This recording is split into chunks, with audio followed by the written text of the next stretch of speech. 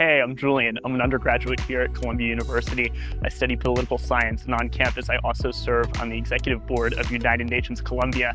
I work part-time off campus as the chief of marketing and strategy for a sports coaching startup based here in New York City. And I'm really psyched to have you. Welcome to my pad, and let's get started exploring this amazing place. Come on.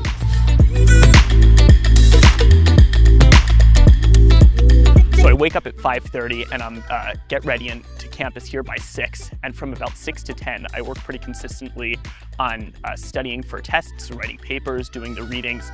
And my first class on most days is about 10:10. So that gives me a really nice window to make sure that I'm knocking out that essential studying before I get to class. The dining halls here are wonderful, but they also can take a long time, especially in the morning when you're trying to, get the day going. So the great thing about being here in Manhattan is that there are amazing food trucks right out on the street. So I get my egg and cheese sandwich and I am ready to go. So with that, from 6 to 10 in the morning, I work on studying and reading and just making sure I'm prepped for the day. And then 10:10 is my first class. I typically have between 2 and 3 classes on a given day, Mondays through Thursdays. Fridays I don't have any classes, which is really nice. And typically my classes wrap sometime between 2 and 3 in the afternoon. Then I usually get lunch with friends in the dining hall, take a little bit of time to chill. And then from around 4 to 7, I do more studying, do more reading. There's never a shortage of that. Thank you, Columbia. After that, I usually have dinner, and after that, I usually work on extracurriculars, or I'll do things for my job. And then at night, it's either more studying, and then sometimes I'll take a little excursion in the city, because gotta keep it fun. Here we are at the entrance, well, not the main entrance, not the most glamorous, but gets the job done, of Low Library, which was built between 1895 and 1897. It's a glorious building, but back in those days, structural engineering wasn't what it is now. And so they had built this glorious library with all these amazing architectural details. And when they went to go put the books in the library, they actually found out that this structure couldn't support them. And then they had to build the library, which is on the other side of campus, Butler Library, which is our main library today. But the building still stands beautifully, and today it houses the senior administrative offices of the university.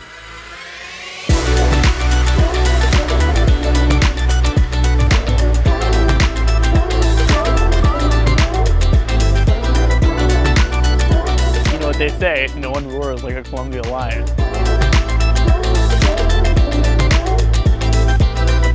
It's so sad.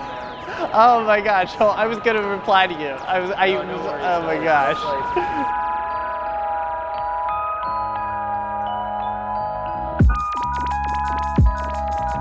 Students choose a primary subfield and then a secondary subfield within political science study. And so that those options are American politics, international politics, comparative politics, and then political theory. One of the most unique elements of studying political science here at Columbia is truly the connectedness to the greater political world that we have on this campus. And so we just hosted the World Leaders Forum on campus a couple of weeks ago, where I had the opportunity to attend sessions with the president of Chile and actually ask him questions directly. We have the Political Science Students Association, which places students in amazing internships both in Congress and DC and in New York government as well. By the time graduation approaches, I don't only know the facts and figures of American politics or French politics. It provides the education, and the curriculum here provides a framework from which to approach political criticism and political observation that then empowers you to work either in the political sector or in truly any other sphere, and to apply that framework to the work in which you're engaging, which is so relevant and really enriching. Out of all the classes I've taken here at Columbia, definitely my favorite has been one that I'm taking currently this semester, Narrative and Human Rights, with Professor Joseph Slaughter.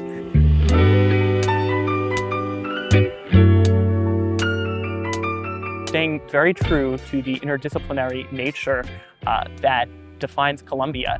This is a course that looks at both law and literature and how over the course of the past few hundred years, those fields have constructed the concept that we think of today as human rights. And so we both think of how ancient leaders and ancient thought leaders wrote about what we would today consider human rights, but before it was given that distinction, and then also more modern situations in which human rights issues are at play. This week we're studying the Rwandan genocide, and we're looking both at how literature and media perceived that event and how it framed it as an issue of human rights.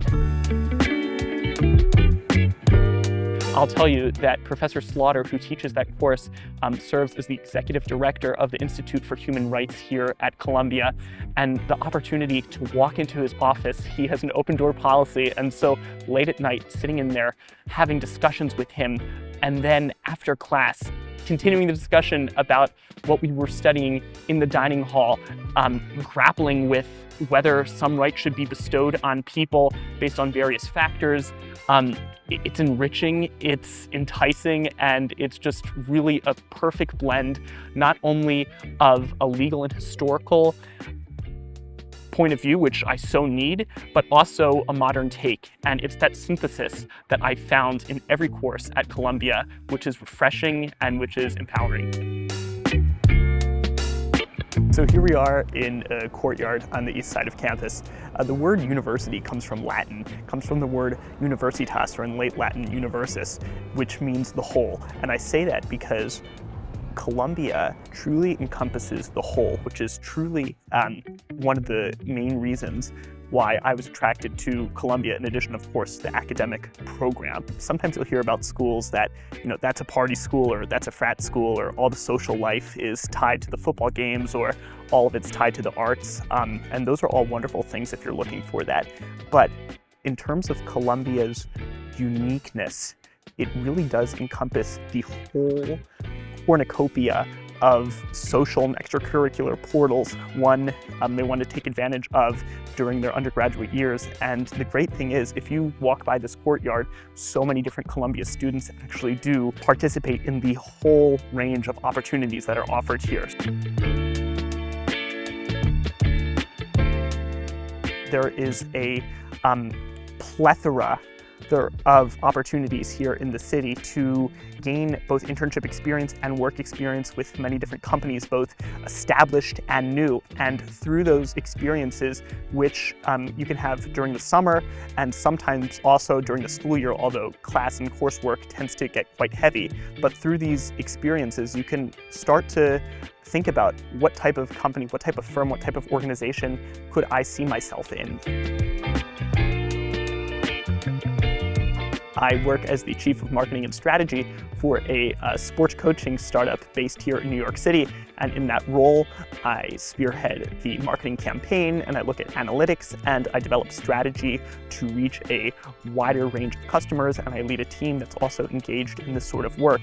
And it's been a really thrilling experience for me to be able to have this work opportunity side by side with my academic study, because not only am I grounded in the great minds and the great ideas of yestercentury, but to be able to go from a class where I'm exploring those and then go to the office and meet with a team who is exploring how to reach today's market and thinking about some of the most exciting business prospects of the 21st century is really a duality that is enticing and that just makes me love both living and studying and working and being here in New York City.